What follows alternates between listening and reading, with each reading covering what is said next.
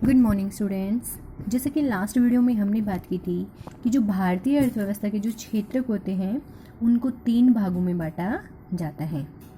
Number 1 प्राथमिक क्षेत्र, number 2 द्वितीयक क्षेत्र और नंबर 3 तृतीयक क्षेत्र।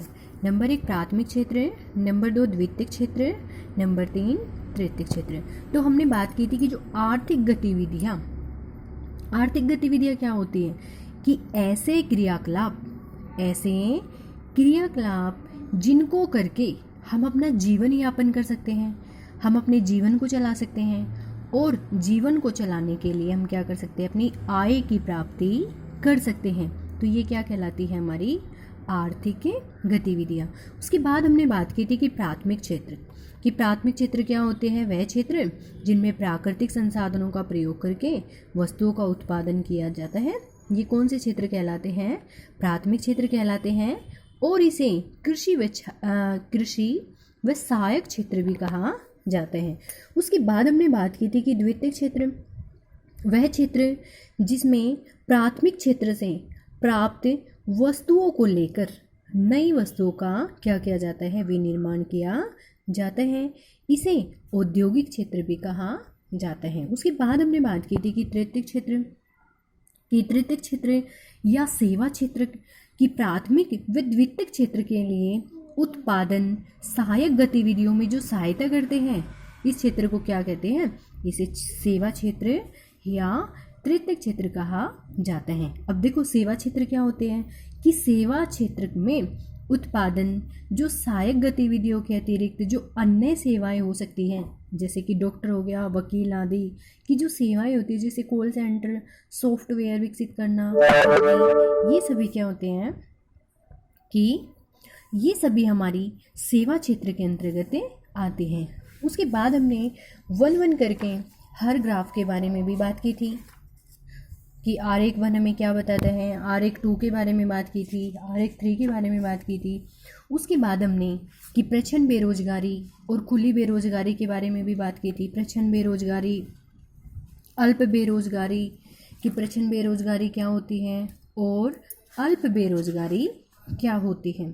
तो देखो हम बात करेंगे कि प्रच्छन्न बेरोजगारी, सबसे पहले हम किसके बारे में बात करेंगे, प्रच्छन्न बेरोजगारी के बारे में, कि जब लोग प्रत्यक्ष रूप से, हमने बात की थी ना कि जब लोग प्रत्यक्ष रूप से कार्यरत होते हैं परंतु वास्तव में क्या होते हैं, वो बेरोजगार होते हैं। क्योंकि एक ही काम में ज़रूरत से ज़्यादा, जब एक ही काम को ज़रूरत से ज़्यादा लोग करते हैं तो उस बेरोजगारी को क्या कहते हैं, हम प्रच्छन्न बेरोजगारी या खुली बेरोजगारी कहा जाता है। जैसे कि फॉर एग्जाम्पल, उदाहरण के लिए बात करेंगे हम कि एक खेत में काम करने वाले 4 लोगों की ज़रूरत है। एक खेत में 4 या 5 लोगों की ज़रूरत है काम करने के लिए, लेकिन उस खेत में ज़रूरत से ज़्यादा लोग काम करते हैं। तो क्या हो गई, ये प्रच्छन्न बेरोजगारी हो गई। क्यों? क्योंकि ज़रूरत हमें 4 या 5 आदमियों की है, लेकिन वहाँ पे काम कितने कर रहे हैं, 5 से भी ज़्यादा लोग। तो ये कौन सी बेरोजगारी हो जाती है, हमारी प्रच्छन्न बेरोजगारी। हमने बात की थी कि प्रच्छन्न बेरोजगारी कौन सी है और अल्प बेरोजगारी कौन सी होती है। उसके बाद आज हम बात करेंगे कि अतिरिक्त रोजगार का सृजन कैसे हो। जैसे कि हमने बात की थी कि कृषि क्षेत्र में अल्प बेरोजगारी की जो स्थिति है वो बनी रहती है। क्यों? क्योंकि कुछ लोग ऐसे हैं जिन्हें बिल्कुल भी रोजगार नहीं मिलता। क्यों?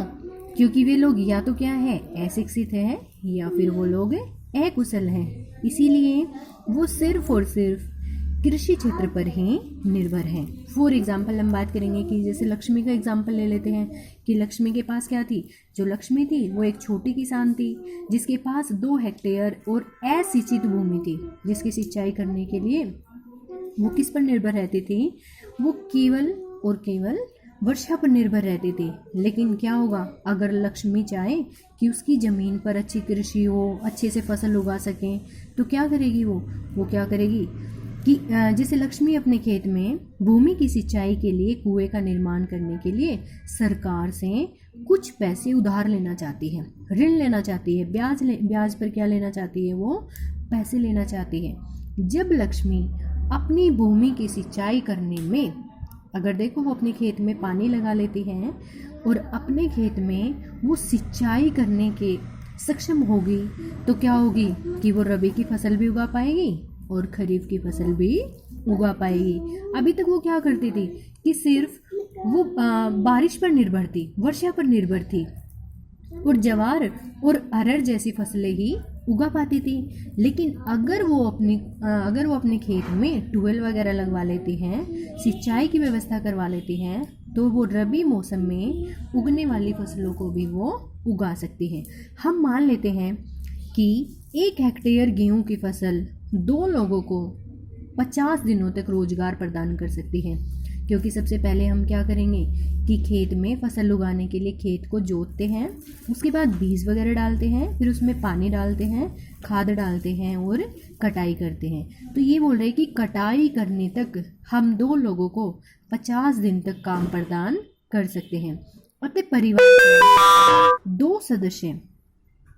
परिवार के 2 अन्य सदस्यों को अपनी जमीन पर रोजगार मिल सकता है। अब मान लेते हैं कि ऐसे कई खेतों की सिंचाई के लिए एक नए बांध का निर्माण किया जाता है अथवा एक नहर खोदी जाती है।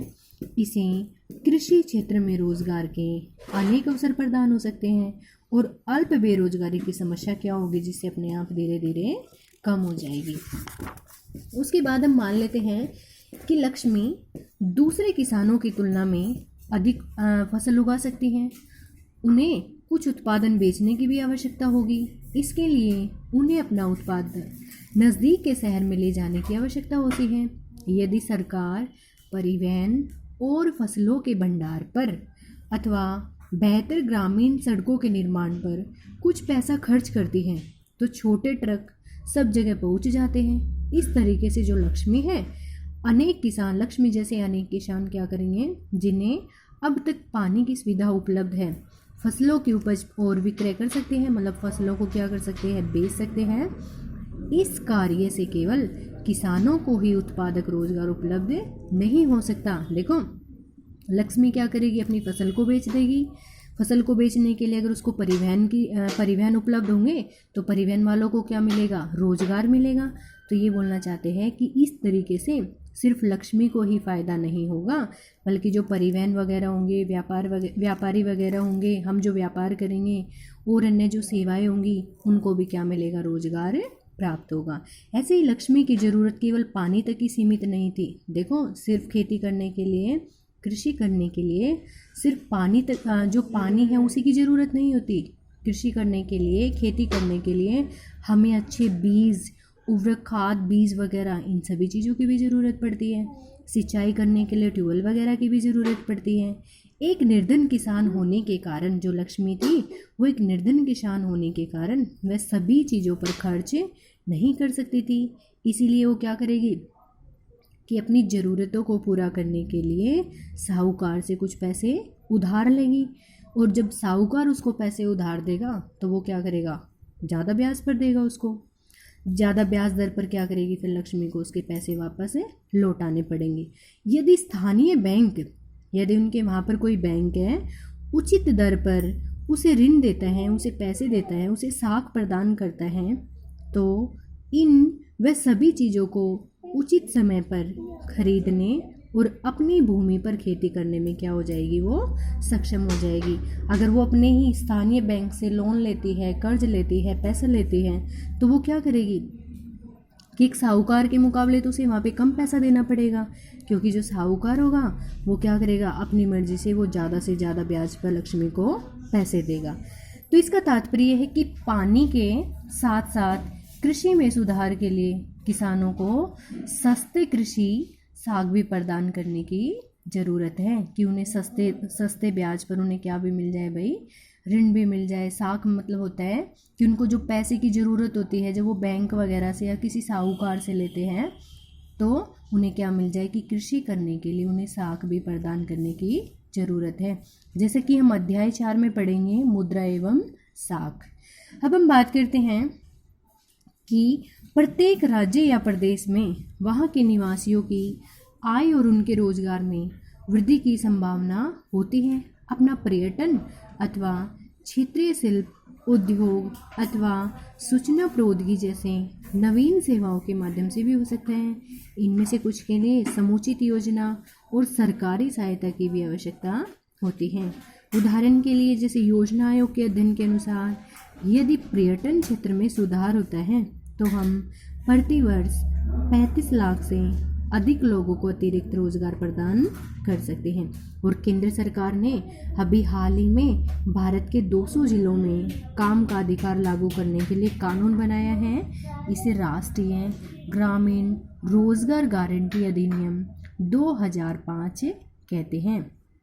क्या था कि केंद्र सरकार ने अभी हाल ही में भारत के 200 जिलों में काम का अधिकार लागू करने के लिए कानून बनाया है और इस कानून का नाम है राष्ट्रीय ग्रामीण रोजगार गारंटी अधिनियम।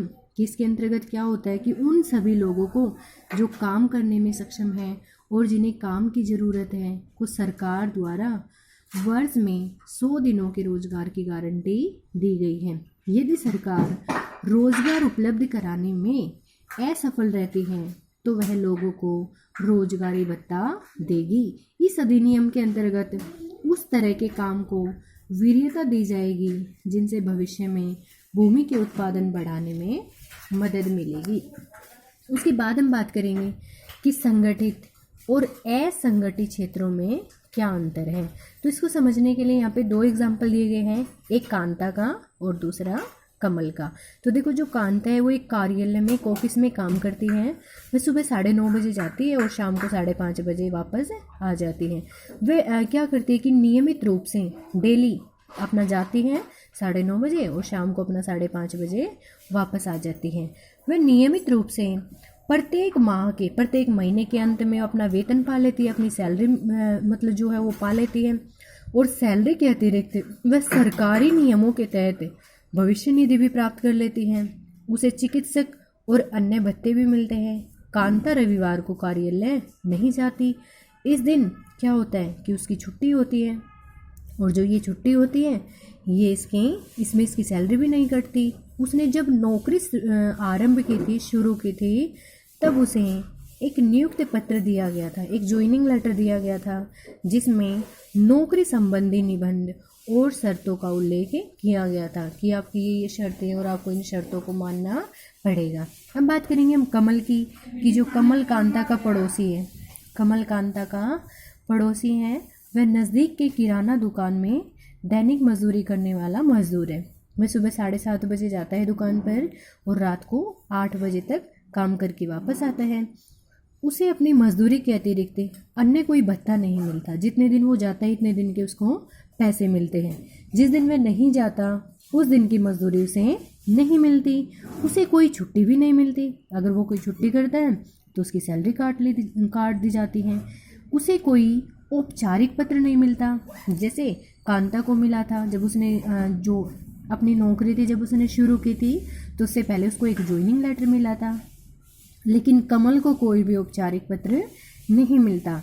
जिसमें दुकान में नियुक्ति के बारे में कहा गया है, उसका नियोक्ता उसे किसी भी समय काम से हटाने के लिए कह सकता है कि हाँ भाई मुझे तेरा काम पसंद नहीं आया या फिर मैं इतनी ज़्यादा पैसे नहीं दूंगा, तो वो क्या करेगा कि उसको उसकी दुकान से हटा सकता है।